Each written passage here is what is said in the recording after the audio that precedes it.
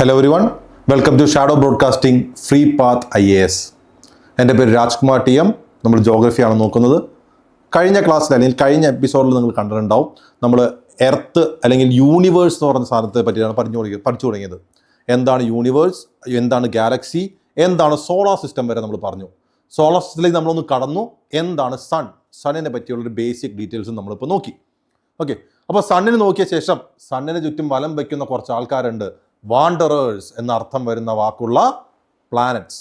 അപ്പോൾ നമ്മൾ ഈ എപ്പിസോഡിൽ നോക്കാൻ പോകുന്നത് എർത്തിലെ പ്ലാനറ്റ്സിനെ പറ്റിയിട്ടാണ്. ഓക്കെ, സോ പ്ലാനറ്റ്സ് നമ്മൾ ഓൾറെഡി പറഞ്ഞു. പ്ലാനറ്റ്സിന്റെ വാക്കിന്റെ അർത്ഥം, പ്ലാനറ്റ്സിന്റെ വാക്കിന്റെ അർത്ഥം എന്താ? വാണ്ടറേഴ്സ് എന്നാണ്. വാണ്ടറേഴ്സ് എന്ന് പറഞ്ഞാൽ എന്താ? കറങ്ങി നടക്കുന്ന ആൾക്കാർ അല്ലേ? നമ്മുടെ സണ്ണിന് ചുറ്റും കറങ്ങി നടക്കുന്ന ആൾക്കാരാണ് വാണ്ടറേഴ്സ് ആയ പ്ലാനറ്റ്സ്. എർത്തിൽ അടക്കമുള്ള 8 പ്ലാനറ്റ്സ് ആണ് സൂര്യന് ചുറ്റും വലം വയ്ക്കുന്ന സോളാർ സിസ്റ്റത്തിൽ. 8 പ്ലാനറ്റ്സ്. ആരൊക്കെ 8 ആൾക്കാർ? Mercury, Venus, Earth, Mars, Jupiter, Saturn, Uranus and Neptune. ഇത് കറക്റ്റ് ഓർഡറാണ് കൊടുത്തിരിക്കുന്നത്. അതായത് സൂര്യന് ഏറ്റവും അടുത്ത് കിടക്കുന്ന ആളാണ് മെർക്കുറി, അത് കഴിഞ്ഞ് വരുന്ന ആളാണ് വീനസ്, അത് കഴിഞ്ഞാണ് എർത്ത്, മാർസ്, ജൂപ്പിറ്റർ, ഏറ്റവും അകലെ കിടക്കുന്ന ആളാണ് നെപ്റ്റ്യൂൺ. അപ്പോൾ ഈ 8 പ്ലാനറ്റ്സിന്റെ പേര് നമുക്ക് പഠിക്കണേ. Then the planets in our solar system are divisible into 2 groups. ഈ 8 പ്ലാനറ്റ്സിനെ നമുക്ക് 2 ഗ്രൂപ്പായി ഡിവൈഡ് ചെയ്യാം. അതായത് 4 പേരുള്ള ഈ രണ്ട് ഗ്രൂപ്പായിട്ട് നമുക്ക് ഡിവൈഡ് ചെയ്യാം. എന്താണ് ആ ഡിവിഷൻസ് എന്നുള്ള കാര്യമാണ് നമ്മൾ നോക്കാൻ പോകുന്നത്. ഓക്കെ, അപ്പോൾ നമ്മൾ നേരത്തെ പറഞ്ഞ പ്ലാനറ്റ്സിന് നമുക്ക് ചിത്രം ഒന്നുകൂടി കണ്ടാലോ? നമ്മൾ മുമ്പത്തെ എപ്പിസോഡിൽ കണ്ടിരുന്നു, എന്നാലും ഒന്നുകൂടി നോക്കാം അല്ലേ? സണ്ണുണ്ട്, സണ്ണിന് ഏറ്റവും അടുത്തായിട്ട് കിടക്കുന്നു, അല്ലെങ്കിൽ സണ്ണിന് ചുറ്റും വലം വയ്ക്കുന്ന സണ്ണിന് ഏറ്റവും അടുത്തായി കിടക്കുന്ന ആളെ നമുക്ക് കാണാം. ആരാണ്? Mercury. Okay, we can see Mercury over here. Mercury കഴിഞ്ഞ് കഴിഞ്ഞാൽ you can locate Venus. Venus എന്ന് പറഞ്ഞ പ്ലാനറ്റ് ഇവിടെ കാണാം. വീനസ് കഴിഞ്ഞാൽ then you can see Earth. 3 ആൾക്കാരായി. എർത്ത് കഴിഞ്ഞാൽ മാർസ്. ഓക്കെ, സോ ആരൊക്കെയാണ്? Mercury, Venus, Earth, Mars. Then അടുത്തത് ജൂപ്പിറ്റർ. ഏറ്റവും വലിയ പ്ലാനറ്റ് ആണ്, നിങ്ങൾ കേട്ടിട്ടുണ്ടാവും അല്ലെ? ജൂപ്പിറ്റർ. ദെൻ സാറ്റേൺ ഉണ്ട്, ദെൻ യുറാനസ് ഉണ്ട്, ദെൻ നെപ്റ്റ്യൂൺ ഉണ്ട്. ഓക്കെ, സോ നമുക്ക് ഇത്രയും കാണുന്ന 8 പ്ലാനറ്റ്സ്, ഇവരെ പറ്റിയാണ് നമ്മൾ നോക്കുന്നത്. നമ്മൾ കഴിഞ്ഞ സ്ലൈഡിൽ പറഞ്ഞ കാര്യം എന്താ?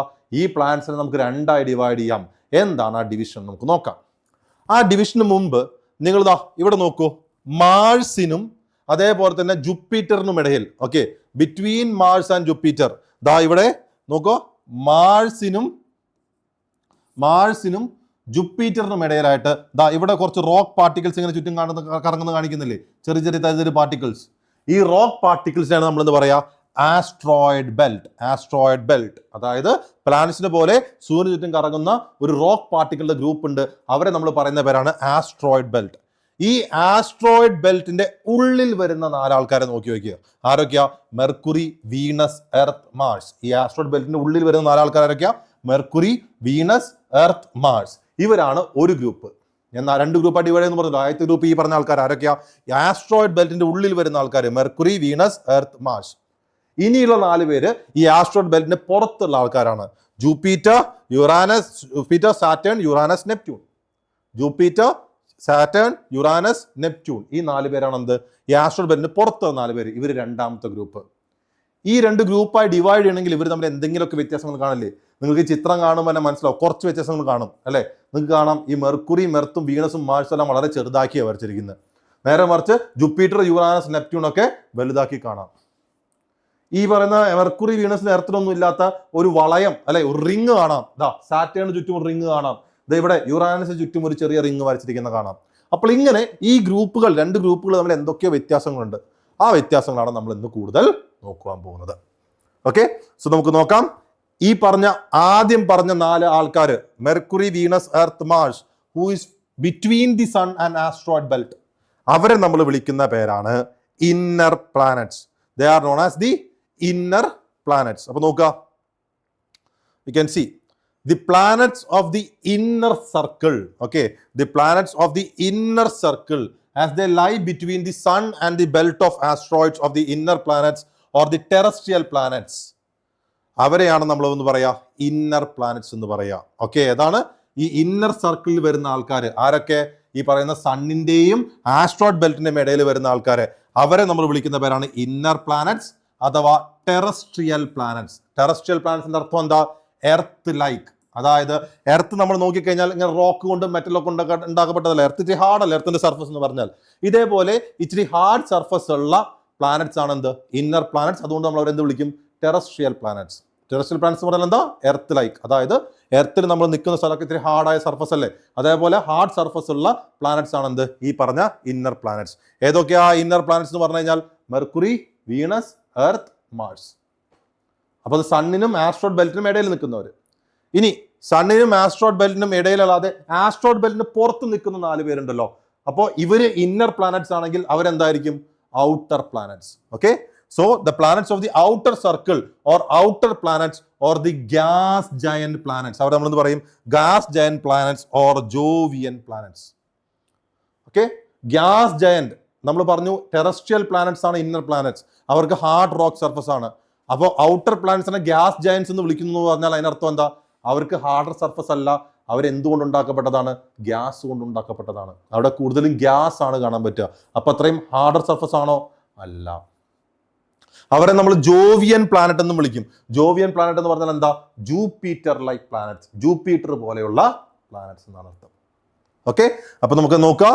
ഇന്നർ പ്ലാനറ്റ്സ് ഉണ്ട്. ഇന്നർ പ്ലാനറ്റ്സ് ടെറസ്ട്രിയൽ പ്ലാനറ്റ് എന്നറിയപ്പെടുന്നു, ഹാർഡ് റോക്ക് സർഫസ് ആണ്. ആരൊക്കെയാ? Mercury, Venus, Earth, Mars. നമുക്ക് അത് ആസ്ട്രോയിഡ് ബെൽറ്റിനും സണ്ണിനും ഇടയിൽ കിടക്കുന്നു.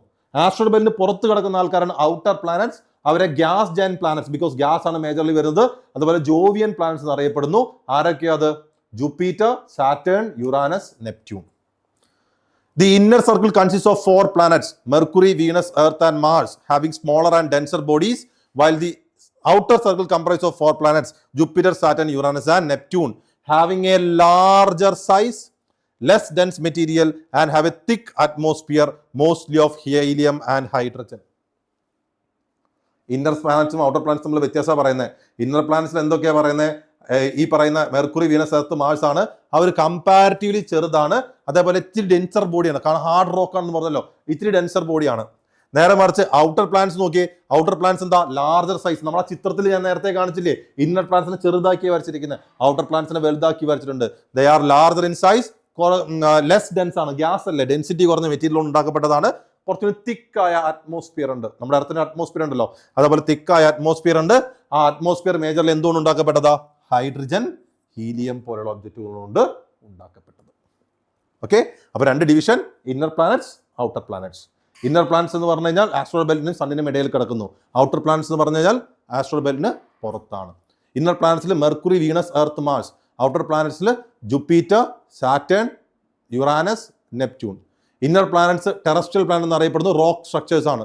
ഔട്ടർ പ്ലാനറ്റ്സിനെ Jovian planet, gas giant planets എന്നറിയപ്പെടുന്നു. റോക്ക് സ്ട്രക്ചേഴ്സ് അല്ല, ഗ്യാസ് ആണ് കൂടുതൽ വരുന്നത്. ഇന്നർ പ്ലാനറ്റ്സ് ഡെൻസർ ആണ്, ഔട്ടർ പ്ലാനറ്റ്സ് ലെസ് ഡെൻസർ ആണ്. ഇന്നർ പ്ലാനറ്റ്സ് സ്മോളർ ആണ്, ഔട്ടർ പ്ലാനറ്റ്സ് ലാർജർ ആണ്.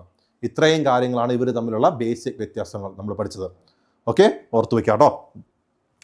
ഇനി നമുക്ക് ആ ഇന്നർ പ്ലാനറ്റ്സിനെ പറ്റി കുറച്ചും കൂടി ഡീറ്റെയിൽസ് ആക്കി നോക്കാം. ആരൊക്കെയാണ് ഇന്നർ പ്ലാനറ്റ്സ്? നമ്മൾ പറഞ്ഞില്ലേ, മെർക്കുറി, വീനസ്, എർത്ത്, മാർസ്. അപ്പോൾ നമുക്കിതിൽ ഓരോ പ്ലാനറ്റിനെ 1 by 1 ആയിട്ട് എടുത്ത് നോക്കണേ. അതിനു മുമ്പ് the inner solar system is the traditional name of the region comprising the terrestrial planets and asteroids. Asteroids എന്താ? മാർസിനും ജൂപ്പിറ്ററിനും ഇടയിൽ കിടന്ന് കറങ്ങുന്ന റോക്ക് പീസസ്. അവരെയും ആ ഇന്നർ 4 പ്ലാനറ്റ്സിനും കൂടി ചേർത്താണ് നമ്മൾ എന്ത് പറയുന്നത്? ഇന്നർ പ്ലാനറ്റ്സ് എന്ന് പറയുന്നത്. And they have dense rocky composition, few or no moons. അതായത് നാച്ചുറൽ സാറ്റലൈറ്റ്സ് ഉണ്ടാവില്ല, ഓൾമോസ്റ്റ് ഇല്ല എന്ന് തന്നെ പറയാം. പക്ഷേ കുറച്ച് പേർക്ക് ഉണ്ടോ, എർത്തിനൊക്കെ ഉണ്ടല്ലോ, അതേപോലെ എർത്തിനും മാർസിനും മാത്രമേ ഉള്ളൂ. നമുക്ക് നോക്കാം. And 3 of the 4 planets, Venus, Earth and Mars, have atmosphere. അതായത് മെർക്കുറിക്ക് അറ്റ്മോസ്ഫിയർ ഇല്ല. എന്താ അറ്റ്മോസ്ഫിയർ? അന്തരീക്ഷം എന്ന് പറയുന്നത്. നമുക്ക് ഭൂമിക്ക് ചുറ്റും ഗ്യാസ് കൊണ്ടുള്ള ഒരു ലെയർ ഉണ്ട് ഭൂമിയെ എൻവലപ്പ് ചെയ്യുന്നത്. അതിനെയാണ് നമ്മൾ അറ്റ്മോസ്ഫിയർ എന്ന് പറയാം. അപ്പോൾ ഭൂമിക്കുള്ള പോലെ തന്നെ വേറെ വീനസിനും മാർസിനും ഉണ്ട്, പക്ഷെ മെർക്കുറിക്ക് ഇല്ല. അപ്പോൾ നമുക്ക് ഈ പ്ലാനറ്റിനെ പറ്റി ഓരോന്നോരോന്നായി നോക്കാം. Will start with mercury. Mercury വെച്ച് നോക്കാം. നമ്മൾ ആ സോളാർ സിസ്റ്റത്തിൻ്റെ ഫിഗർ നോക്കിയപ്പോൾ പറഞ്ഞതാണ് സണ്ണിനോട് ഏറ്റവും അടുത്ത് കിടക്കുന്ന പ്ലാനറ്റാണ് മെർക്കുറി. ഇത് കൂടാതെ നമുക്ക് വേണമെങ്കിൽ പറയാം ഇപ്പോൾ ഉള്ള പ്ലാനറ്റ്സിലെ ഏറ്റവും ചെറിയ പ്ലാനറ്റാണ് മെർക്കുറി. ഏറ്റവും ആദ്യം പ്ലൂട്ടോ ആയിരുന്നു. നമ്മൾ ആദ്യത്തെ എപ്പിസോഡിൽ പറഞ്ഞിരുന്നു പ്ലൂട്ടോ എന്ന് പറഞ്ഞൊരു പ്ലാനറ്റ് ഉണ്ടായിരുന്നു. പുള്ളിക്കാരൻ ഇപ്പോൾ പ്ലാനറ്റിന് വേണ്ട എലിജിബിലിറ്റി ക്രൈറ്റീരിയ എത്താത്തത് കൊണ്ട് പ്ലാനറ്റിൽ നമ്മൾ കണക്കാക്കുന്നില്ല. അപ്പോൾ പ്ലൂട്ടോ പോയി കഴിഞ്ഞപ്പോൾ ഏറ്റവും ചെറിയ പ്ലാനറ്റാണ് മെർക്കുറി. ചെറിയ പ്ലാനറ്റ് എന്ന് മാത്രമല്ല, സണ്ണിനോട് ഏറ്റവും അടുത്ത് കിടക്കുന്ന ആളാണ്, closest planet to the sun. സണ്ണിനോട് ഏറ്റവും അടുത്ത് കിടക്കുന്ന പ്ലാനറ്റുമാണ് മെർക്കുറി. ഓക്കെ, സോ മെർക്കുറിയുടെ ടെമ്പറേച്ചർ നോക്കുകയാണെങ്കിൽ it has a temperature range of 427 degrees Celsius on the side facing the sun and 270 degree Celsius on its dark side. നമുക്ക് എർത്തിൽ ഡേയ്സും നൈറ്റ്സും ഉണ്ട് അല്ലേ? നമ്മൾ 24 hours ഒരു ദിവസമായി കണക്കാക്കുന്നു. 24 hours എന്ന് പറഞ്ഞാൽ എന്താ? ഭൂമി ഒരു വട്ടം കറങ്ങുവാൻ എടുക്കുന്ന സമയം. അതായത് ഭൂമി റൊട്ടേറ്റ് ചെയ്യുന്നുണ്ട്, നമ്മൾക്ക് അറിയാമായിരിക്കുമല്ലോ. ആ റൊട്ടേഷൻ്റെ ഭാഗമായിട്ട് ഭൂമി ഒരു പ്രാവശ്യം കറങ്ങാൻ എടുക്കുന്ന സമയമാണ് എന്ത്? 24 hours. അപ്പോൾ ഞാനാണ് ഭൂമി എന്ന് വിചാരിക്കുക, നിങ്ങളാണ് സൂര്യൻ എന്ന് വിചാരിക്കുക. ഇപ്പോൾ നിങ്ങൾ സൂര്യൻ, നിങ്ങളവിടുന്ന് പ്രകാശം ഇങ്ങനെ ലൈറ്റ് ഇങ്ങനെ വന്നുകൊണ്ടിരിക്കുക. അപ്പോൾ ആ ലൈറ്റ് എൻ്റെ ശരീരത്തിൻ്റെ ഏത് ഭാഗത്താണോ വീഴുന്നത് അവിടെ വെളിച്ചമുണ്ടാവും, ഡേ ടൈം ആയിരിക്കും. അപ്പോൾ എൻ്റെ ഫ്രണ്ടിൽ എന്താ? ഡേ ടൈമാണ്. നേരെ മറിച്ച് എൻ്റെ ബാക്കിലേക്ക് വെളിച്ചം എത്തുന്നുണ്ടോ? ഇല്ല, അവിടെ എന്താ? നൈറ്റ് ടൈമാണ്. അപ്പോൾ ഡേ ടൈമിൽ നമ്മളിവിടെ കേരളത്തിലെ കാര്യം നോക്കിക്കഴിഞ്ഞാൽ എങ്ങനെയാണ്? നമുക്ക് ഡേ ടൈമിൽ ഇപ്പോൾ ഒരു നോർമൽ ടൈം ആണെങ്കിൽ ഒരു 25, 26, 27 ഡിഗ്രി സെൽഷ്യസ് ഒക്കെ ടെമ്പറേച്ചർ ചിലപ്പോൾ കിട്ടും. നൈറ്റ് ടൈം ആണെങ്കിൽ ചിലപ്പോൾ ഒരു 23, 22 ഡിഗ്രി സെൽഷ്യസിലേക്ക് ടെമ്പറേച്ചർ താഴുകയും ചെയ്യും. അങ്ങനെയല്ലേ? അങ്ങനെയാണ് ഡേയും നൈറ്റും നമുക്ക് ഉണ്ടാവുക. അപ്പോൾ വലിയൊരു വ്യത്യാസം വരുന്നില്ല, ചെറിയ വ്യത്യാസങ്ങളേ ഉള്ളൂ. വിന്റേഴ്സിൽ കുറച്ചൊരു വ്യത്യാസം ഉണ്ടാവും, അല്ലെങ്കിൽ ചെറിയ വ്യത്യാസം. നമുക്ക് ഡേ നൈറ്റ് ടെമ്പറേച്ചർ നമ്മൾ വലിയൊരു വ്യത്യാസം നമുക്ക് പറയാൻ പറ്റില്ല. പക്ഷെ മെർക്കുറിയുടെ കാര്യം നിങ്ങൾ നോക്കുക. മെർക്കുറിയിൽ നോക്ക്, സണ്ണിനെ ഫേസ് ചെയ്യുന്ന സൈഡിൽ, അതായത് ഡേ ടൈം ഉള്ള സൈഡിലെ ടെമ്പറേച്ചർ നോക്കി 427 ഡിഗ്രി സെൽഷ്യസ്. നൈറ്റ് ടൈമിൽ, അതായത് സണ്ണിനെ ഫേസ് ചെയ്യുന്ന സൈഡിലെ ടെമ്പറേച്ചർ നോക്കൂ, 270 ഡിഗ്രി സെൽഷ്യസ്. ഇപ്പോൾ 427ഉം 270യും, അതായത് ഒരു ദിവസത്തെ, അതായത് മെർക്കുറിയിലെ ഒരു ദിവസമാണ് പറയുന്നത്, മെർക്കുറിയിലെ ഒരു ദിവസത്തെ ടെമ്പറേച്ചറിന്റെ വ്യത്യാസം നോക്കിക്കഴിഞ്ഞാൽ 427ഉം 270യും ഏകദേശം 152 ഡിഗ്രി സെൽഷ്യസിന്റെ വ്യത്യാസം ഒരു ദിവസം സംഭവിക്കുന്നു. അതെന്തുകൊണ്ടാണ്? അതിനുള്ള കാരണമാണ് നമ്മൾ നേരത്തെ പറഞ്ഞത്. എന്താണ്? ഇന്നർ പ്ലാനറ്റ്സിൽ എർത്തിനും വീനസിനും മാഴ്സിനും മാത്രമേ അറ്റ്മോസ്ഫിയർ ഉള്ളൂ, മെർക്കുറിക്ക് അറ്റ്മോസ്ഫിയർ ഇല്ല. അതായത് നമ്മുടെ ഭൂമിയിൽ നമുക്ക് ജീവിക്കുവാൻ വേണ്ട ടെമ്പറേച്ചർ ബേസിക്കലി മെയിൻറ്റെയിൻ ചെയ്യാൻ അറ്റ്മോസ്ഫിയറിന് വലിയൊരു റോളുണ്ട്. നമ്മൾ അറ്റ്മോസ്ഫിയർ എന്നുള്ളൊരു ടോപ്പിക്ക് വേറെ ആയിട്ട് പഠിക്കുകയെ, അത് പഠിക്കുമ്പോൾ അവിടെ ഞാൻ അതിനെപ്പറ്റി കൂടുതൽ പറയാം. എന്നാലും ജസ്റ്റ് ഒന്ന് കേൾക്കുക, അറ്റ്മോസ്ഫിയറിന് വലിയൊരു റോളുണ്ട്. അതായത് ഭൂമിയിലേക്ക് വരുന്ന സൂര്യൻ്റെ ആ റേഡിയേഷൻ ഉണ്ടല്ലോ, ആ റേഡിയേഷനെ മുഴുവനായിട്ട് അറ്റ്മോസ്ഫിയർ ഭൂമിയിലേക്ക് കടത്തിവിടില്ല, കുറച്ചേ കടത്തിവിടുള്ളൂ. അപ്പോൾ എന്താ സംഭവം? ഭൂമി ഓവർ ഹീറ്റഡ് ആവില്ല അത് കാരണം. അതേപോലെ ഈ വരുന്ന റേഡിയേഷനെ അബ്സോർബ് ചെയ്തിട്ട് എർത്തിന് ചൂടാവും. ഈ ചൂടാവുമ്പോൾ എർത്ത് ഈ ഹീറ്റിനെ പുറന്തള്ളും. അങ്ങനെ എർത്ത് പുറന്തള്ളുമ്പോൾ മുഴുവൻ ഹീറ്റിനെയും ഈ അറ്റ്മോസ്ഫിയർ പുറത്തേക്ക് തള്ളിവിടില്ല. കാരണം എന്താ? ഭൂമി അധികം തണുക്കാതിരിക്കാൻ. അപ്പോൾ ബേസിക്കലി അറ്റ്മോസ്ഫിയർ കാരണമാണ് ഭൂമി അധികം ചൂടാവാതിരിക്കുന്നതും ഭൂമി അധികം തണുക്കാതിരിക്കുന്നതും. മെർക്കുറിയിൽ അറ്റ്മോസ്ഫിയർ ഇല്ല. അപ്പോൾ സൂര്യൻ്റെ വെളിച്ചം മുഴുവനായിട്ട് തന്നെ ഭൂമി അവരുടെ സർഫസിൽ വീഴും. അപ്പോൾ ടെമ്പറേച്ചർ എന്തായിരിക്കും? ഡേ ടൈമിൽ ഇത്രയും 427 ഡിഗ്രി സെൽഷ്യസ് ഒക്കെ പോകും. നൈറ്റ് ടൈമിൽ എന്തായിരിക്കും? ഈ പോകുന്ന ടെമ്പറേച്ചർ മുഴുവൻ അറ്റ്മോസ്ഫിയർ ഇല്ല, ഫുള്ള് പുറത്തേക്ക് പോകും. അപ്പോൾ എത്രയാവും? ഒരു -270 വരെയൊക്കെ പോകും. അപ്പോൾ ഡേ ടൈമിൽ 427ഉം നൈറ്റ് ടൈമിൽ -270, ഇവിടെ മൈനസ് ഉണ്ട്, -270 ഡിഗ്രി സെൽഷ്യസ് ആണ് എന്ത്? അവിടുത്തെ ടെമ്പറേച്ചർ എന്ന് പറഞ്ഞു കഴിഞ്ഞാൽ. അപ്പോൾ ഇതാണ് അവിടുത്തെ one of the major condition. Day ടൈമിൽ വെരി ഹൈ, നൈറ്റ് ടൈമിൽ വെരി ലോ. ആ മൈനസ് ഇവിടെ കിടക്കുകയാണ്. ഓക്കെ, സോ മൈനസ് ഉണ്ട്, -270 ആണ്. And as I told you, there is no atmosphere. മെർക്കുറിക്ക് അറ്റ്മോസ്ഫിയർ എന്ന് പറയുന്ന സംഭവം ഇല്ല. It may appear as a bright star-like object, but is less bright than Venus. Mercury സൂര്യനോട് അടുത്ത് കിടക്കുന്നതാണ്. അപ്പോൾ സൂര്യൻ്റെ വെളിച്ചം ഏറ്റവും കൂടുതൽ വീഴുന്ന പ്ലാനറ്റ്സിൽ ഒന്നാണ് മെർക്കുറി. അപ്പോൾ മെർക്കുറിയെ നമുക്ക് ചിലപ്പോൾ വളരെ വലിയ ബ്രൈറ്റ് ആയ ഒരു നക്ഷത്രം പോലെ കാണുവാൻ പറ്റും, ബ്രൈറ്റ് സ്റ്റാർ പോലെ കാണാൻ പറ്റും. പക്ഷേ ഗ്രഹങ്ങളിൽ, പ്ലാനറ്റ്സിൽ ഏറ്റവും ബ്രൈറ്റസ്റ്റ് പ്ലാനറ്റ് മെർക്കുറി ആണോ? അല്ല. അതാരാ? വീനസ് ആണ്. ഓക്കെ, വീനസ് പഠിക്കുമ്പോൾ ഞാൻ പറയാം എന്തുകൊണ്ടാണെന്നുള്ളത്. അപ്പോൾ നോക്കിക്കഴിഞ്ഞ് കഴിഞ്ഞാൽ മെർക്കുറിയെ ചില സമയത്ത് നമുക്കൊരു ബ്രൈറ്റ് സ്റ്റാർ പോലെയൊക്കെ ആകാശത്ത് കാണാൻ പറ്റും. പക്ഷേ വീനസിൻ്റെ അത്രയും ബ്രൈറ്റ് അല്ല.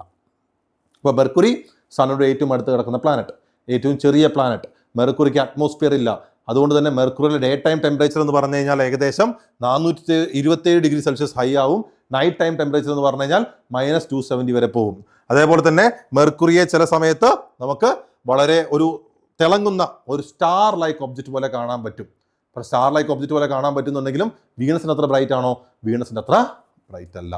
അപ്പോൾ ഇതാണ് നമ്മുടെ ഒന്നാമത്തെ പ്ലാനറ്റ്. ഓക്കെ, ബാക്കിയുള്ള പ്ലാനറ്റ്സിനെ പറ്റി നമുക്കിനി വരുന്ന എപ്പിസോഡിൽ നോക്കാം. Thank you.